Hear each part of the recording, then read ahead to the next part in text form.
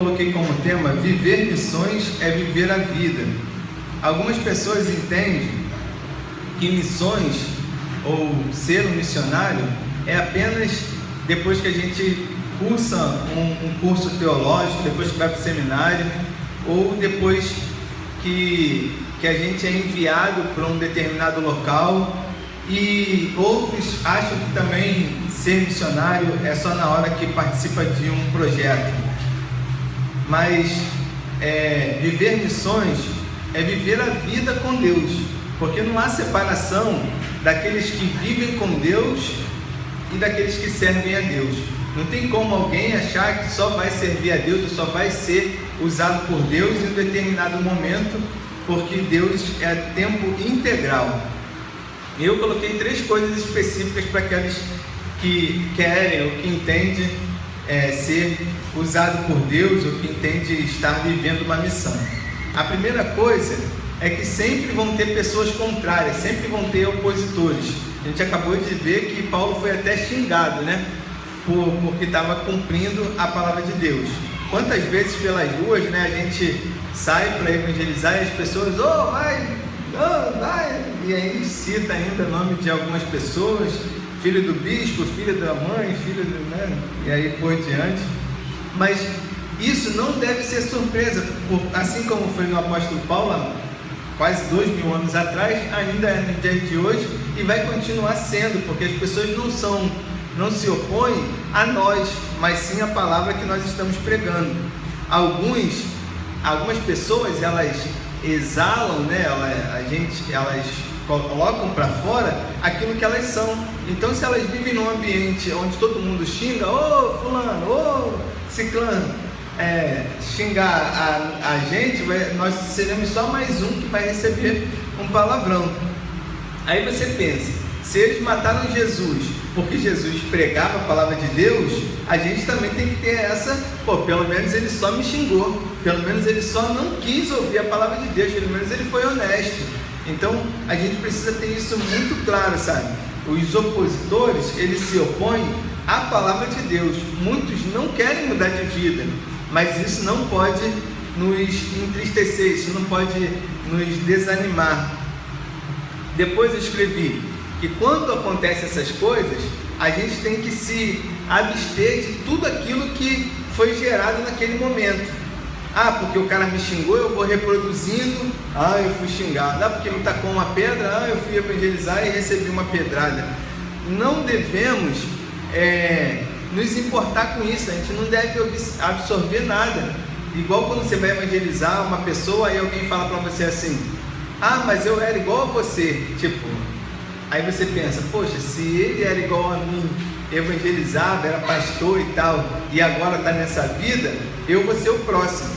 Não é isso que dá um entendimento? Então, por isso que Paulo está falando, sacudir a roupa, ou seja, eu não vou levar nem a poeira que está em volta dessas pessoas, porque isso faz mal. Às vezes a gente vai aconselhar alguém, ou nem é recomendado aconselhar ninguém, que se você não tem capacidade para isso, mas os próprios líderes, pastores e missionários, ouvem uma história que essa história detona a gente fica tão triste como se a gente estivesse vivendo aquela situação.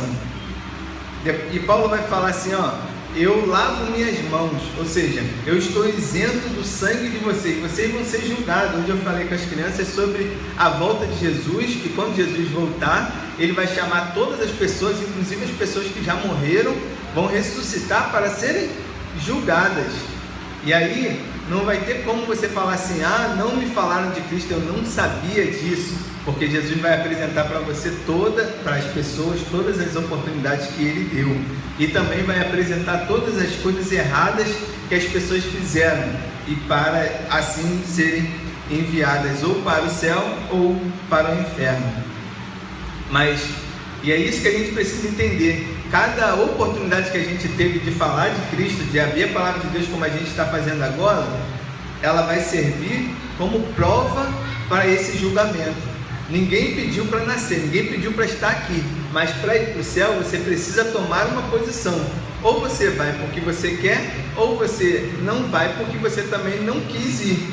da mesma forma para o inferno. Ou tem gente que vai para o inferno porque quer, e outras simplesmente porque não quiseram ir para o céu e automaticamente vão para o inferno. Por último, sempre haverá as pessoas que acreditam e que assim se entregam para Jesus.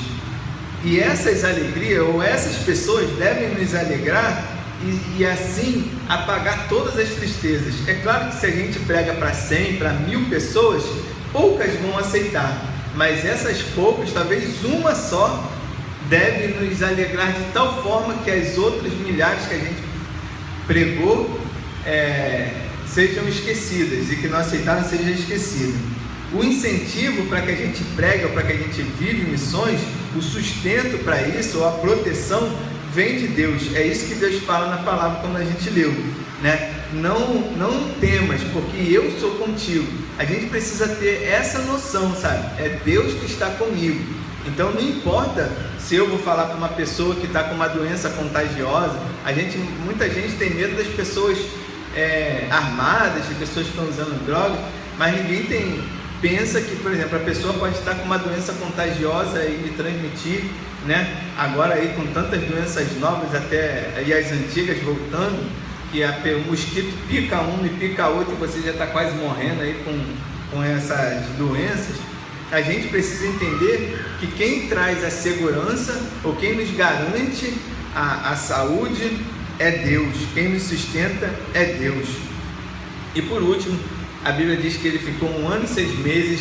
É entender também que há tempo para tudo, até para a gente falar.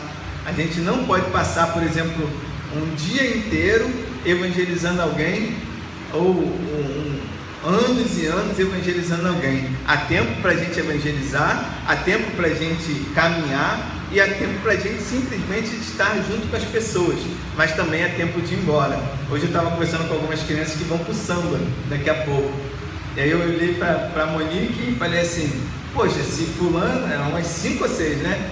Se esses 6 não vão para a igreja, a gente também tem que pensar nisso. Talvez é melhor a gente também não ir, né? A gente vai embora, nem vem mais aqui, a gente fica lá na nossa casa, né? Lá é fresquinho, aí a Monique e aí eles olhando assim com um olhar tipo, não acredito, né? Já, né? O semblante já caiu. Mas enfim, vai chegar um momento que eu não vou mais vir para cá, e previamente vai ser janeiro de 2020. A gente vai estar ou de férias, ou passeando, ou em outro lugar, mas a partir desse momento é que eu entendo como o apóstolo Paulo. Ele ficou 1 ano e 6 meses nesse lugar, e eu pretendo estar aqui 5 anos com os irmãos. Enfim, se tivermos comunhão com Deus, podemos desenvolver um ministério na casa ao lado, né? Podemos desenvolver um ministério através das redes sociais, visitando um parente, visitando um presidiário, visitando um enfermo no hospital. Onde quer que nós formos, se tivermos em comunhão com Deus, estamos desenvolvendo um ministério, porque a luz de Cristo vai resplandecer através de cada um de nós.